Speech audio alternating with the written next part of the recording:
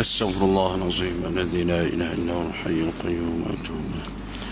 أستغفر الله العظيم الذي لا إله إلا هو الحي القيوم وأتوب إليه. أستغفر الله العظيم الذي لا إله إلا هو الحي القيوم وأتوب إليه. للنبي الكريم وعلى آله وأصحابه الكرام والأرواح والدينا المشايخنا المعلمين الأستاذنا لجميع من المسلمين والمسلمات والمؤمنين والمؤمنات شاءوا لله لهم الفاتحة.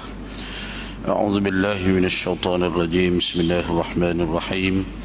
الحمد لله رب العالمين الرحمن الرحيم مالك يوم الدين. إياك نعبد وإياك نستعين. اهدنا الصراط المستقيم صراط الذين أنعمت عليهم غير المغضوب عليهم ولا الضالين آمين. السلام عليكم ورحمة الله وبركاته. الحمد لله الذي أنعم علينا بنعمة الإيمان والإسلام ورزقنا من الحلال والطيبات. أشهد أن لا إله إلا الله وحده لا شريك له وأشهد أن سيدنا محمدا عبده ورسوله. اللهم صل وسلم وبارك على سيدنا وحبيبنا وقدوتنا وأسوتنا وشفيعنا محمد بن عبد الله وعلى آله وأصحابه ومن دعا بدعوته ومن تبعهم بإحسان إلى يوم الدين. سبحانك لا علم لنا إلا ما علمتنا إنك أنت العليم الحكيم. اللهم رب اشرح لي صدري ويسر لي أمري واحلل عقدة من لساني يفقه قولي.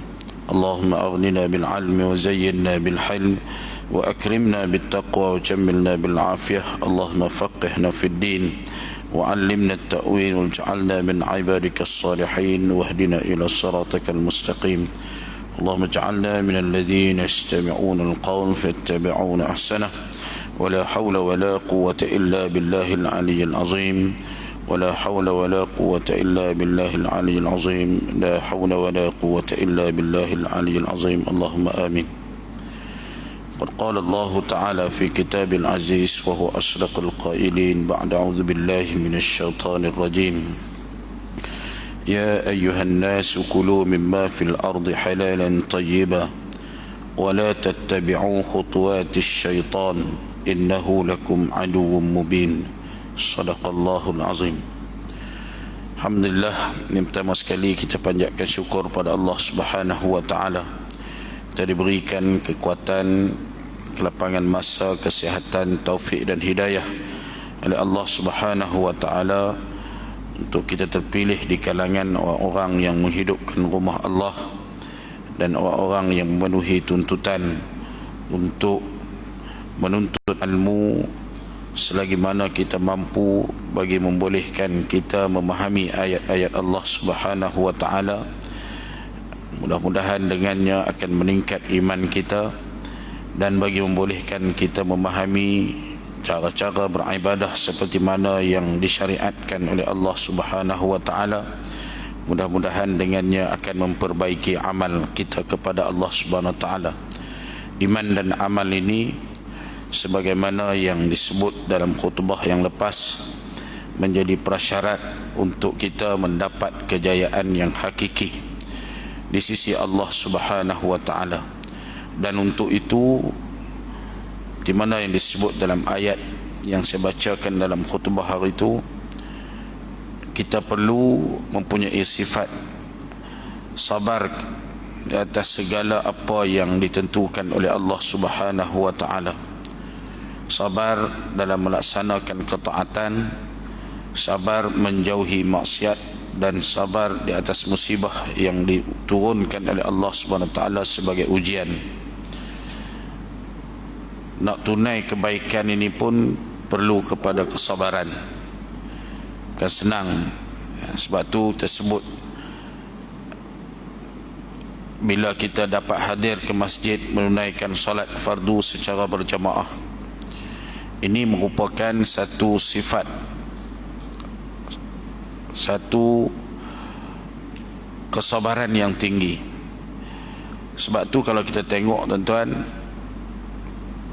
macam mana yang saya bentang dalam seminar fiqh salat hari itu, salat berjemaah ini disifatkan oleh ulama sebagai salah satu daripada khusyuk di dalam salat. Yang dikatakan khusyuk itu banyak. Salah satu daripadanya adalah menunaikan salat secara berjemaah. Sebab apa? Dia bertepatan dengan seruan azan dan bertepatan dengan ayat Al-Quran. Dalam surah Al-Mu'minun Allah kata qad aflahal mu'minun alladzina hum fi salatihim khashi'un. Sungguhnya berjayalah orang-orang yang beriman. Yang pertama sekali Allah sebut orang yang khusyuk di dalam salatnya. Kemudian kita tengok seruan azan ada hayya 'alal falah. Marilah menuju kepada kejayaan. Jadi waktu kata ulama, solat jemaah tu sendiri adalah termasuk dalam khusyuk, iaitu ciri-ciri orang yang berjaya di sisi Allah Subhanahu wa taala. Sebab tu kita kena sabar nak menunaikan salat berjemaah ni. Bila kita diuji oleh Allah Subhanahu wa taala, contoh dalam musim pandemik COVID-19 ini, orang yang tak sabar dia hilang daripada radar solat berjemaah. Kalau tuan-tuan perasan, saya duk pergi banyak masjid. Sebelum COVID dengan selepas COVID, bilangan saf dia sama. Tapi selepas COVID, dia ada penjarakan fizikal. Maknanya 1/3. Tapi bilangan saf sama. Kalau dulu 3 saf, lah ni pun 3 saf juga. Tapi yang pasti berkurang. Orang mesti berkurang. Masjid kita pun sama no? Tuan-tuan perasan tak? Sepatutnya kalau dulu kita 5 saf, 4 saf, 5 saf, dia boleh jadi pi sampai 15 saf. Kalau musim lah, kalau orang yang sama masih duk mai. Tapi duk 4 saf, 5 saf tu, walaupun jarak 1 meter. Maknanya apa? Inilah bila Allah uji kita ni tuan-tuan, dia uji kesabaran ni. Sebab tu ulama bahagi sabar tu kepada 3 jenis. Sabar dalam melakukan ketaatan. Bila masjid tutup pakai hinggap, tapi bila buka tak mai pun, tak mai pun, ingat oleh Allah. Adakah mai masjid ni solat Jumaat saja, ataupun sembahyang raya saja, ataupun sembahyang tarawih saja? Yang sebenarnya masjid ini dimakmurkan dengan berbagai-bagai aktiviti selain daripada solat berjamaah, solat Jumaat, solat-solat sunat yang dibuat secara berjamaah. Yang utama juga adalah tempat untuk kita mencari ilmu. Ini adalah medan yang terbuka, semua orang boleh mai. Sebab tu dalam khutbah nikah saya selalu sebut, selalu tekankan, kewajipan suami adalah memberi didikan agama kepada isteri. Kalau tak mampu, dia kena jemput orang, pergi ajak anak dan isteri dia di rumah. Kalau dia tak mampu nak jemput, dia wajib bawa anak dan isteri dia di rumah pergi belajar. Jadi ini adalah kewajipan yang pastinya akan disoal oleh Allah Subhanahu Wa Taala. Dia termasuk dalam nafkah. Jadi tuan-tuan, malam ni insya-Allah kita akan masuk pada seterusnya ayat 168. Tengok hak saya baca tadi.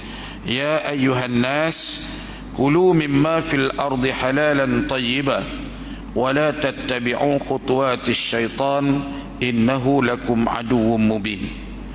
Wahai sekalian manusia. Ayat ini Allah berseru kepada seluruh manusia. Sebab apa? Tengok pada hak selepas dia. Kulu mimma fil ardi halalan tayyiba. Makan oleh kamu daripada barang yang dalam bumi itu akan yang halal lagi baik. Dalam ni dikata lagi lazat.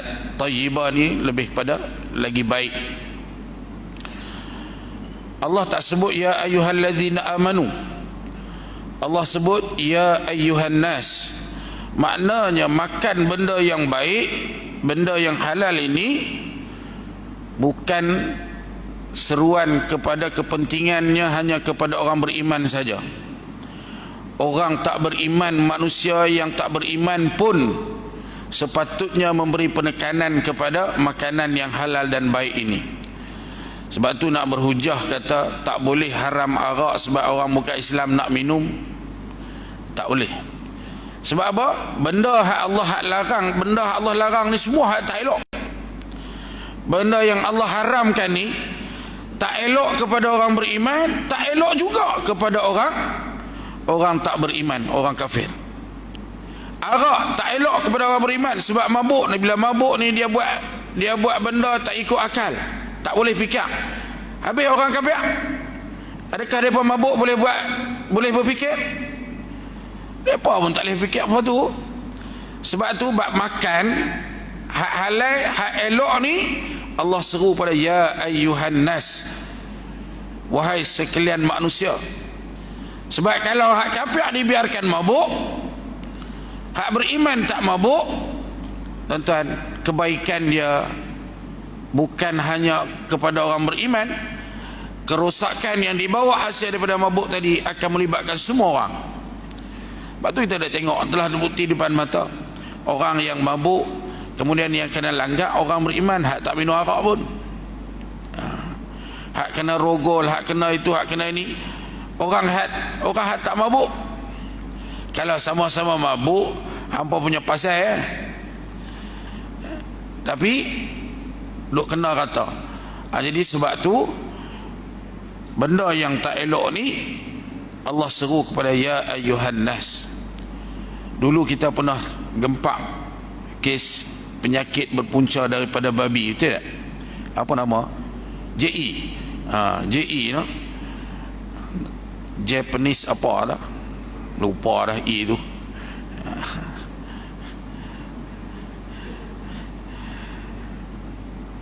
Punca daripada situ, yang kena bukan orang kafir saja, kena semua.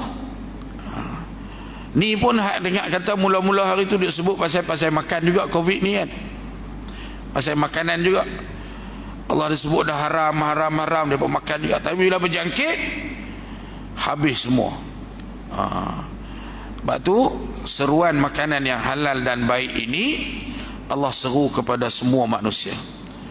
Jadi kita kena sebarkan kebaikan ajaran Islam dalam soal memilih makanan yang baik ini kepada semua orang. Kita antara hikmah disuruh binatang, bila binatang disuruh sembelih, antara hikmah dia apa? Mengelakkan penyakit. Sebab bila binatang tu disembelih dan tempat sembelihannya adalah di leher yang memutuskan urat halkum dan urat merek itu, dia akan keluar darah-darah yang tak sepatutnya berkumpul di dalam daging. Pakai cucuk tak jadi. Ni orang dah buat kajian dah, sampai ada seorang profesor di Thailand masuk Islam bila dia buat kajian tentang syariat sembelihan Islam ini. Sampai dia asal dia bukan Islam, bila dibuat kajian sampai masuk Islam, kebaikan sembelihan cara Islam. Sebab apa? Boleh menghalang daripada jangkitan penyakit. Jadi benda ni baik untuk semua, baik untuk semua. Jadi sebab tu kita kena sebarkan kebaikan ini. Kemudian berkaitan dengan makanan ini, dalam ayat yang sama Allah kata apa? Wala tattabi'u khutuwatis syaitan. Dan jangan kamu ikut akan segala jalan syaitan. Khutuwat ini keraguan, keraguan yang dibawa oleh syaitan. Syaitan ni tuan-tuan, dengan orang yang yakin pada Allah Subhanahu wa taala, yakin dengan ajaran Islam, dia bukan nak suruh kita tolak, dia suruh kita ragu saja. Sebab iman ini dia tak boleh ada ragu. Dia akan mula daripada sini. Sebab tu kata ulama, dia akan mula daripada makan. Dia akan mula daripada makan. Syaitan nak hasut orang ni. Tengok sejarah apa yang berlaku kepada Nabi Allah Adam AS. Syaitan berjaya menimbulkan keraguan dari sudut makan. Dia akan kacau hak ni. Sebab tu tuan-tuan, kadang-kadang kita jumpa orang nak buat macam mana ustaz, cari makan. Cari makan ni selalu jadi alasan orang untuk langgak ketetapan Allah Subhanahu wa taala. Cari makan ni selalu menjadi asbab untuk kita kadang-kadang sampai tak semayang, kadang-kadang sampai langgak, hak rasuah, hak curi, hak pecah amanah, hak menipu. Pasal apa? Pasal cari makan. Kita tak habaq kata kita makan benda yang haram. Syaitan tak ajak kita makan babi.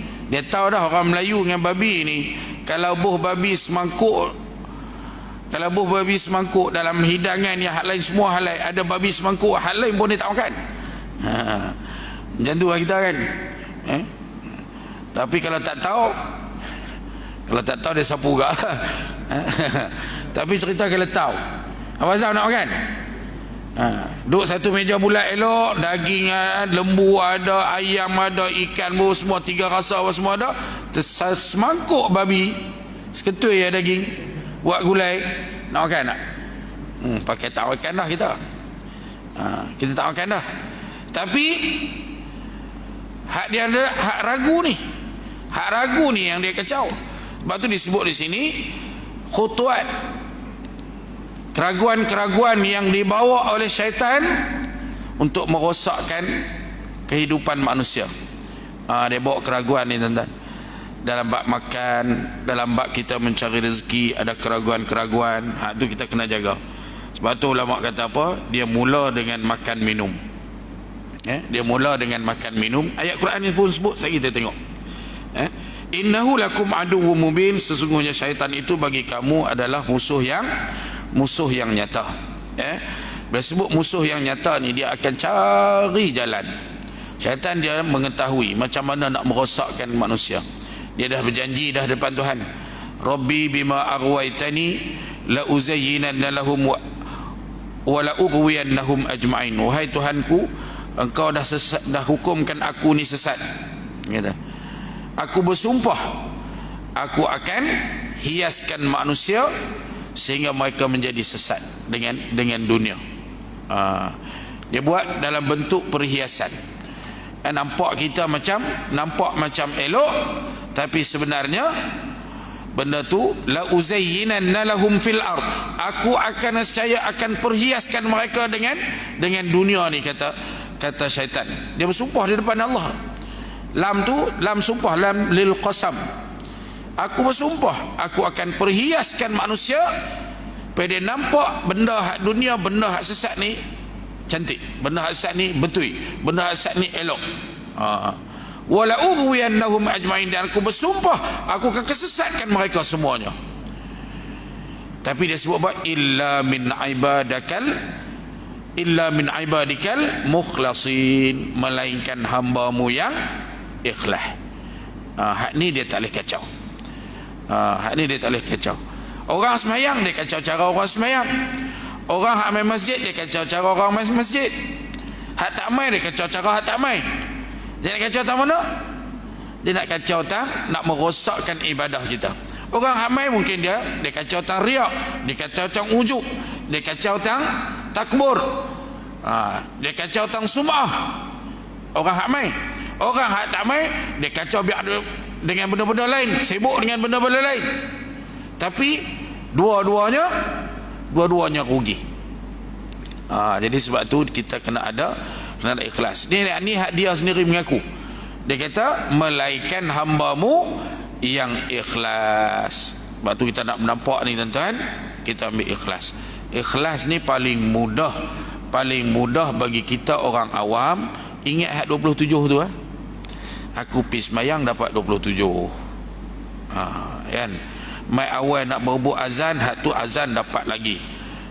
Semua bila kita azan, semua makhluk yang mendengar mendoakan kita, meminta ampun bagi kita. Jadi hak ni paling mudah bagi orang awam macam kita.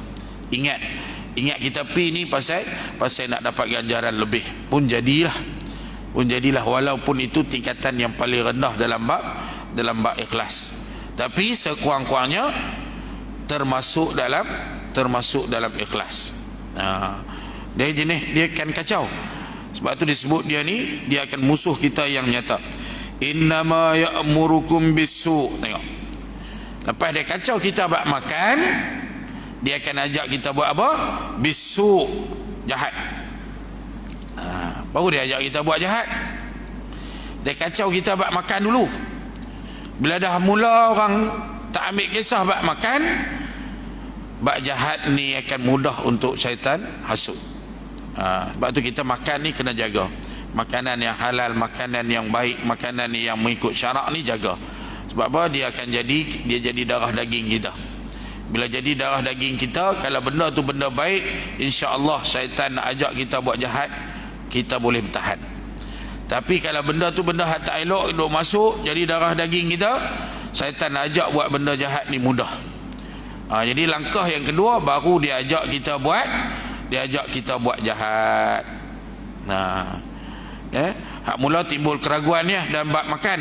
Hak ni baru ya'murukum, dia akan memerintahkan kamu. Siapa dia ni? Syaitan lah. Syaitan akan mengajak kamu, menyeru kamu, memerintahkan kamu. Yang pertama bisu, dengan benda-benda yang jahat. Kemudian wal fahsya, dan benda-benda yang keji. Dia menyuruh syaitan kamu dengan buat perbuatan kejahatan dan kekejian pada syarak, seperti zina, mencuri, menyamun, membunuh dan lain-lain. Dia akan mula hak tu. Dia mula dengan makan, kemudian buat benda-benda yang keji, kemudian last sekali apa akan berlaku? Wa antaqulu 'ala Allahi ma la ta'lamun. Ni habis teng. Ni hak last sekali. Wa antaqulu 'ala Allahi ma la ta'lamun. Dia akan ajak kamu kufur. Kamu bercakap tentang Allah benda yang kamu tak ketahui. Allah halal kamu kata haram, Allah haram kamu kata halal. Dia akan jadi apa? Dia akan jadi kufur. Baru dia ajak halal kali pi ke kufur. Jadi semua tu jalan-jalan yang dibawa, diajak oleh syaitan. Apa dia tuan-tuan? Balik pada yang tadi, dia mula dengan khutuwatis syaitan ini tadi. Kita kena ingat, ma khalafal Quran fahuwa khutuwatis syaitin. Apa saja yang bertentangan dengan Al-Quran, itulah ajakan-ajakan syaitan. Itulah keraguan-keraguan yang dibawa oleh syaitan. Jadi kita ambil pengajaran di situ. Dia mula dengan makan, kemudian bawa kita untuk buat jahat, kemudian buat benda-benda yang keji, kemudian last sekali kufur kepada Allah, sehingga kita sanggup bercakap tentang Allah apa yang tak sepatutnya. Dia akan pi ke situ. Last sekali dia akan ajak pi ke situ. Jadi kita hati-hati dengan perkara ni. Kadang-kadang dia timbul apa sepalah Allah tetapkan aku jadi lagu ni. Dia akan pi last sekali dia akan pi kot tu. Syaitan ni. Kata Allah tu zalim, Allah tu tak betul, hukum Allah tak betul, macam-macam lah. Macam-macam. Ni timbul macam baru-baru ni lah isu pengharaman arak tu. Walaupun tak sepenuhnya, tapi sekurang-kurangnya kita ambil dalam kaedah usul fiqh, dia kata apa? Ma la yudrik, mala, apa saja yang tidak kamu dapat, tak dapat semua, jangan tinggal semua. Apa yang kamu tak dapat, kalau tak boleh buat semua, tapi jangan tinggal semua. Orang dah bertikai lah, pasal apa masih ada lagi hak ni jenis ni. Tak apa, paling kurang ada usaha untuk mengurangkannya. Baik, kemudian kita tengok ayat yang seterusnya, ayat 170. وإذا قيل لهم اتبعوا ما أنزل الله قالوا بل نتبع ما ألفينا عليه آباءنا أولو كان آباؤهم لا يعقلون شيئا ولا يهتدون. وإذا قيل لهم, dan apabila dikata bagi mereka itu orang yang kufur, orang kafir tadi, diajak kepada beriman kepada Allah Subhanahu wa taala, ittabi'u ma anzalallah, ikut apa yang diturunkan oleh Allah Subhanahu wa taala yang ada dalam Al-Quran, dari segi akidahnya akidah tauhid, dari segi syariahnya syariah Islam, ikut apa yang Allah turunkan. Apa jawapan dia? Qalu, ni jawapan Allah buh dalam Quran sampai hari ni pun ada jawapan ni. Qalu, mereka akan menjawab, bal nattabi'u ma alfaina alaihi aba'ana, kami hendak ikut akan barang yang kami dapat atasnya bapa-bapa kami. Kami nak ikut hak lama, nak ikut hak kami waris daripada pak kami, walaupun mereka dapati apa yang diikut daripada ibu bapa itu benda yang tak betul. Ini menjadi alasan. Sebab tu susah tuan-tuan. Kita kadang-kadang nak dakwah, nak tarik orang kepada Islam, nak tarik orang kepada ikut ajaran Islam yang sebenar, yang dikehendaki oleh Allah Subhanahu wa taala, yang disuruh oleh Allah Subhanahu wa taala, kadang-kadang susah. Sebab apa? Alasan duk kira ikut hak waris daripada warisan daripada ibu bapa. Warisan. Sebab tu dalam soal adat resam, dia mesti bertepatan dengan syariat. Adat mesti bertepatan dengan syariat. Kalau tak bertepatan dengan syariat, kita kena ketepikan adat. Kebiasaan ini kita kena ketepikan kalau dia tak bertepatan dengan syariat. Banyak ada adat dalam kalangan kita masyarakat, terutamanya orang Melayu, ada banyak yang tak bertepatan dengan syariat.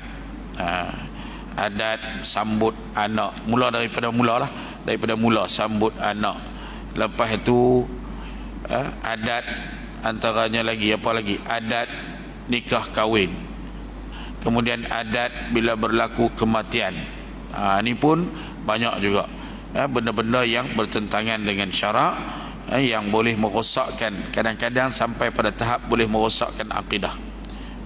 Ni kita tengok, kalau dia bertentangan dengan syarak, kita jauhkanlah. Ini alasan yang diberi.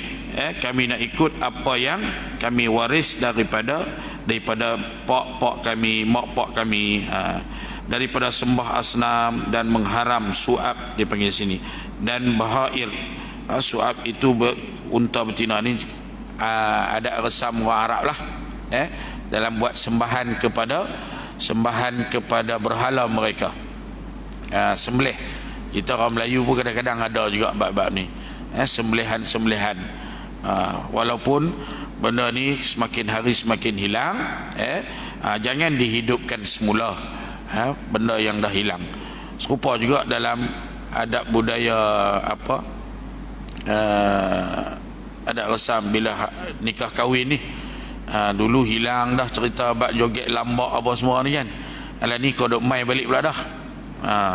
Kau duk mai balik, ada karaoke balik. Saya ingat kecil-kecil dulu, masa saya kecil-kecil dulu, kalau nak kenduri ada tikam-tikam lah, macam-macam. Bubuh sanggup naik gantung speaker atas pokok getah. Lepas tu pakat duk karaoke riuh masa kecil-kecil dulu.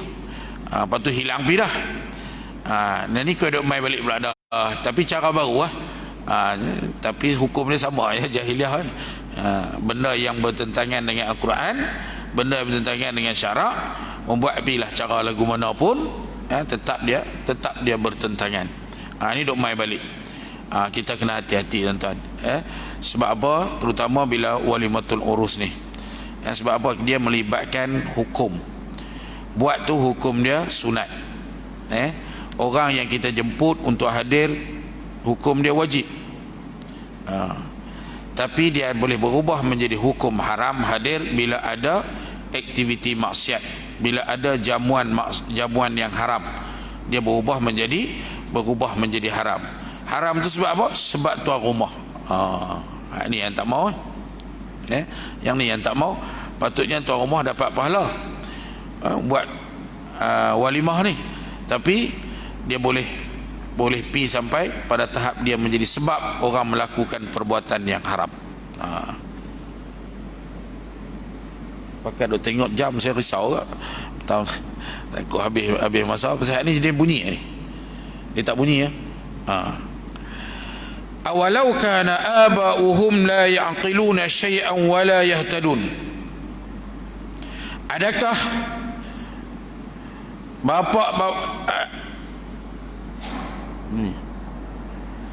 jika ada bapa-bapa mereka tiada mengetahui atas suatu daripada pekerjaan agama dan tiada hidayah mereka itu kepada yang hak, sekalipun hendak ikut jugakah? Di sini awalau kana aba'uhum la ya'qiluna syai'an wa la yahtadun. Adakah dan jika ada bapa-bapa mereka itu, maknanya Allah tanya, depa jawab nak ikut mak pak, nak ikut juga ke kalau mak pak ni benda yang depa buat depa pun tak tahu, tidak mengetahui tentang apa yang mereka buat, dan wala yahtadun, dan tidak mendapat hidayah berkaitan dengannya. Jadi bila kita, dia bukan alasan ikut orang dulu, tapi kita kena tengok pada syariat, bertepatan dengan syariat ataupun tidak. Ini bila kita nak ambil ikut. Sebab apa? Ni ayat bulan lepas kita tengok, sampai di depan Allah Subhanahu Wa Taala nanti, bila tengok azab neraka, dia akan tinggal orang yang mengikut dengan orang yang diikuti, saling berlepas diri. Kita dah tengok dah hari tu. Wa qala alladhina ittaba'u, lalu berkata orang-orang yang mengikuti, idh tabarra'a alladhina tubi'u minal ladhina ittaba'u wa ra'awul 'adzab wa taqatta'at bihimul asbab. Maka terputus segala asbab-asbab dia. Wa qala alladhina ittaba'u, lalu berkata orang-orang yang mengikut, law anna lana karratan fanatabarra'a minhu, kalaulah kita diberikan hidup semula sekali lagi, kita akan berlepas diri dengan depa. Kita tak ikut depa dah. Tapi masa duduk di dunia duk jawab nak ikut. Tapi di akhirat besok pakat menyesal. Tu dia Allah kata apa? Kadzalika yurihimullahu a'malahum hasaratin alaihim.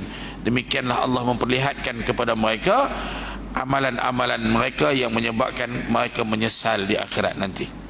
Jadi nak ikut ketika di dunia ni, ikut hak betul tak apa. Ikut hak betul tak apa. Hak salah jangan ikut.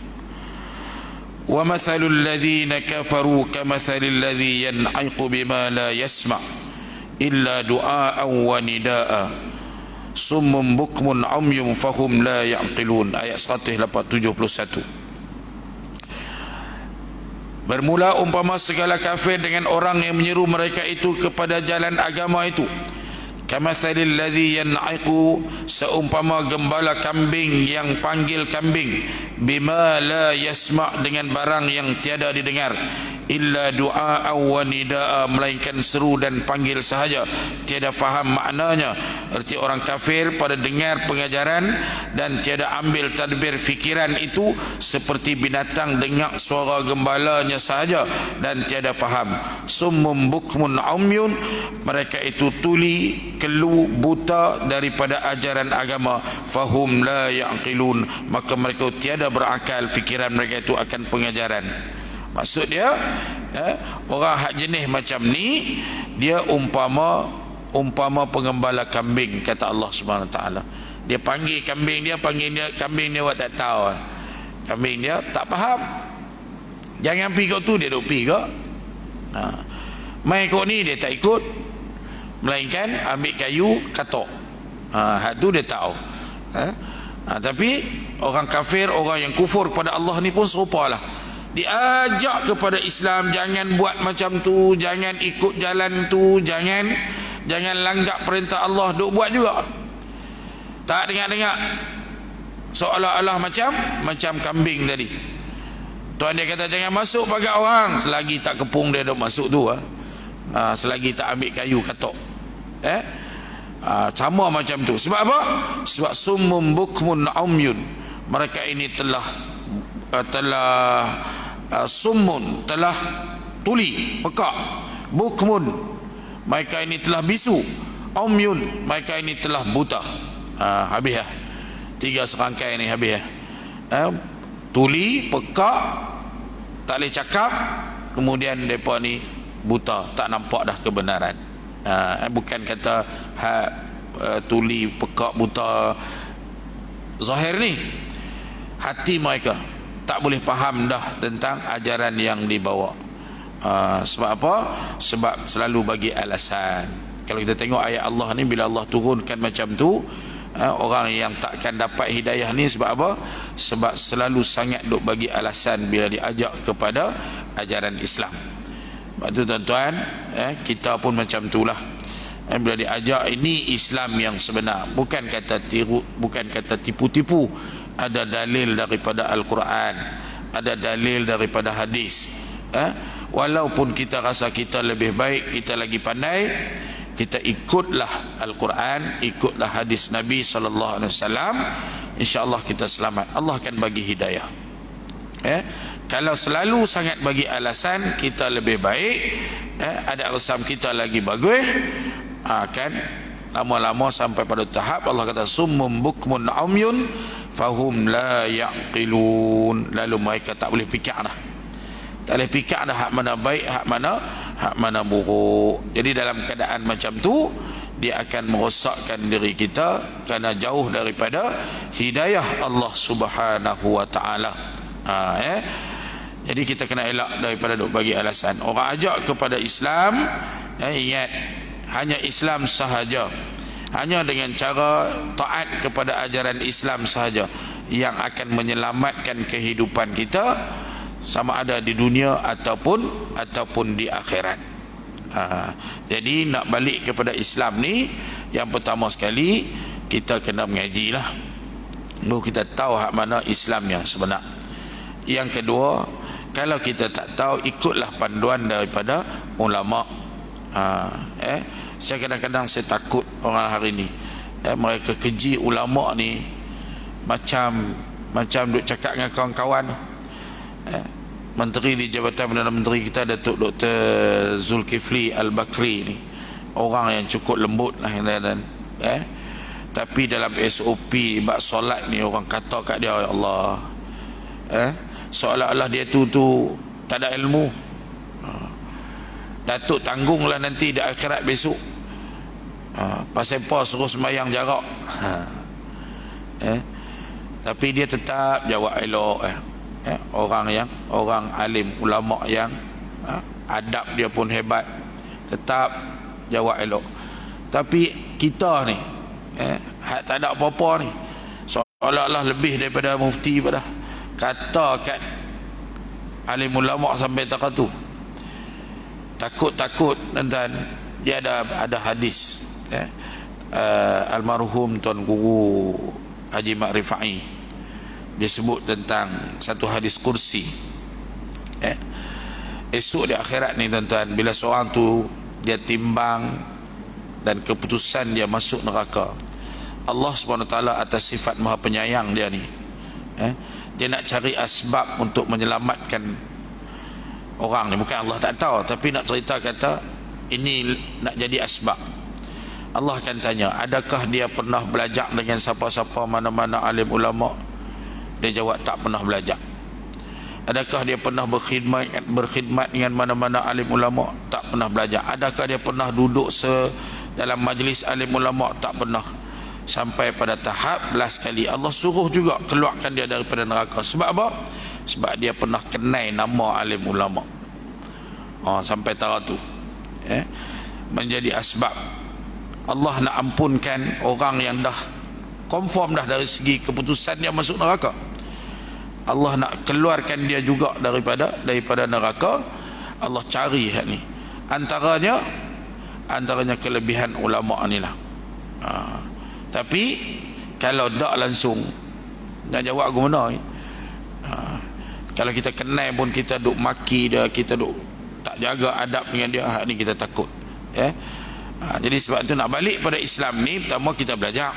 Yang kedua, kita kena ikutlah kata ulama, benda yang kita tak tahu. Benda yang kita tak tahu, kita ikut ulama. Ada bunyi rupanya. Kemudian dia sebut sini, illa du'a wa nidaa, macam-macam, macam duk kerja duk panggil saja. Bukan kata dia boleh faham pun. Kita pun banyak agak tuan-tuan jenis duk bagi tahu saja tapi tak faham-faham.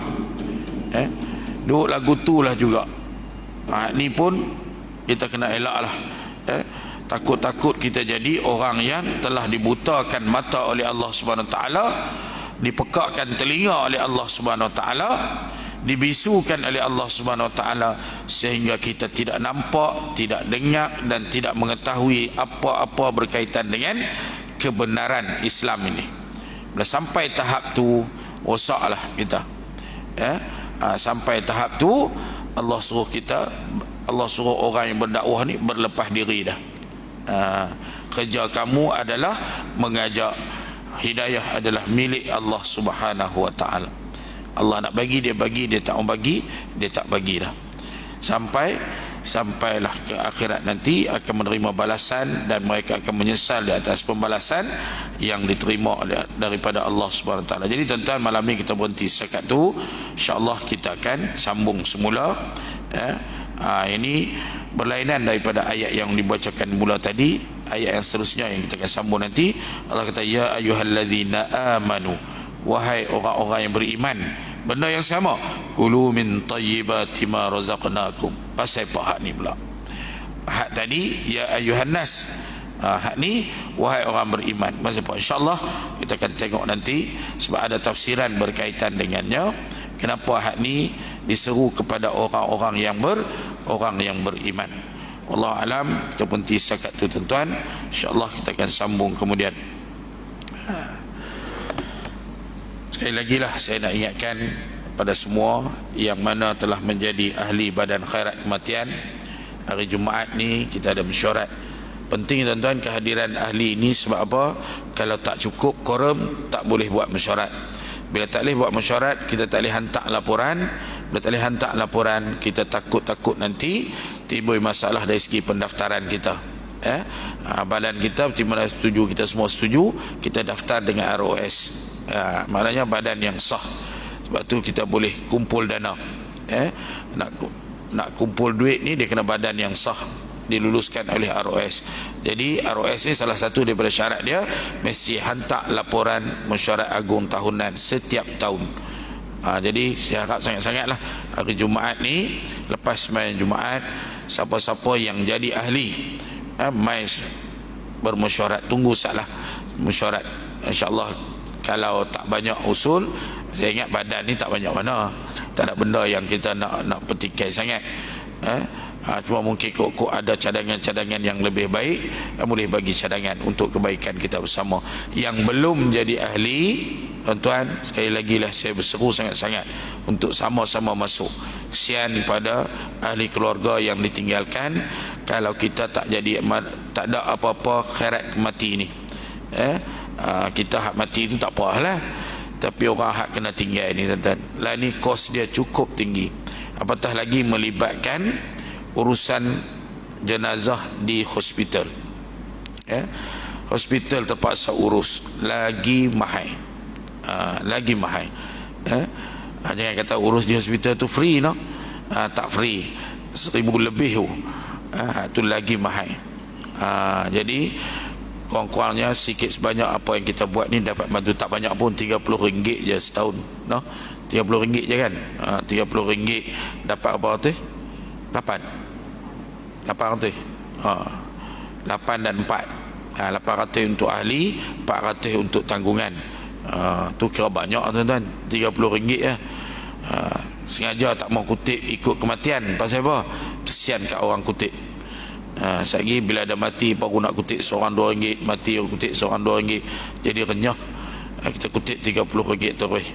Alhamdulillah, setakat ni kita ada dana untuk bagi bila berlaku kematian. Jadi yang belum masuk ataupun anak yang dah lebih umur, mereka nak jadi ahli, bagi tahu dengan jawatan kuasa boleh masuk jadi ahli lah. Anak-anak yang dah lebih umur ni, sebab anak dia lebih umur, dia tak masuk bawah tanggungan dah kan. Dia tak masuk bawah tanggungan. Wallahu alam. Mari sama-sama kita tangguh dengan tasbih kafarah dan surah Al-As. Subhanakallahumma bihamdika asyhadu an la ilaha illa anta astaghfiruka wa atubu ilaik. Bismillahirrahmanirrahim. Wal 'asri innal insana lafi khusr illa alladhina amanu wa 'amilus shalihat wa tawassaw bil haqq wa tawassaw bis sabr. أعوذ بالله السميع العليم من الشيطان الرجيم. بسم الله الرحمن الرحيم. الحمد لله رب العالمين والصلاة والسلام على آله وصحبه أجمعين. اللهم نور قلوبنا بنور هدايتك ونورت الأرض بنور شمسك أبدا أبدا يا أرحم الراحمين. اللهم ارحمنا بالقرآن واجعله لنا إماما ونورا وهدى ورحمة. اللهم ذكرنا منه ما نسينا وعلمنا منه ما جهلنا وارزقنا تلاوته آناء الليل وأطراف النهار واجعله لنا حجة يا رب العالمين. اللهم اجعل جمعنا هذا جمعا مرحوما وتفرقنا من بعده تفرقا معصوما. وصلى الله على سيدنا محمد وعلى آله وصحبه أجمعين والحمد لله رب العالمين. أقول قولي هذا أستغفر الله العظيم لي ولكم. السلام عليكم ورحمة الله وبركاته. والله تعالى أعلى وأعلم.